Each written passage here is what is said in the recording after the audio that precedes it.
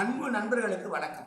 பழமொழி 400 பதிவேற்றம் 169வது நாள், பாடல் 167 கருமம் முடித்தல் என்கிற தலைப்பிலே வரக்கூடிய பாடல் இது. மடியை விழங்கொள்ளின் மற்றை கருமம் முடியாதவாறே முயலும் கொடியன்னாய் பாரித்தவனை நலிந்து தொழில் கோடல் மூரி உழுது விடல் என்று சொல்றார். மூரி என்றால் கிழ எருது என்று பொருள். ஒரு பெண்ணை பார்த்து சொல்லுவதான பாடல். கொடி போன்ற இடையை உடையவளே, கொடியன்னாய் என்றால் கொடி போல் மெல்லிய இடை கொண்ட பெண்ணே என்று சொல்லிவிட்டு சொல்கிறார்.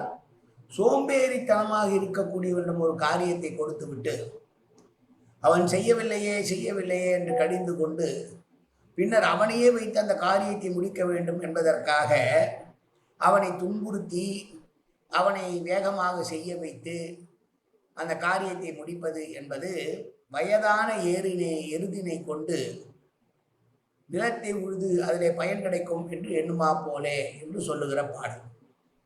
சோம்பேறித்தனம் உள்ளவனை நம்முடைய காரியங்களுக்கு பயன்படுத்தக்கூடாது என்று உரைக்கிற பாடல்.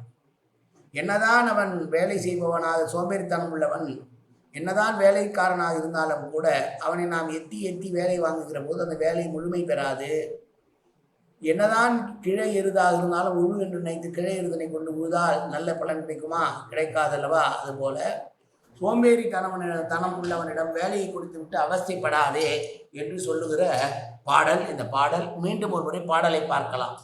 மடியை வியங்கொள்ளின் மற்றை கருமம் முடியாதவாறே முயலும் கொடியன்னாய் பாரித்தவனை நலிந்து தொழில் கோடல் மூரி உழுது விடல். நன்றி, வணக்கம்.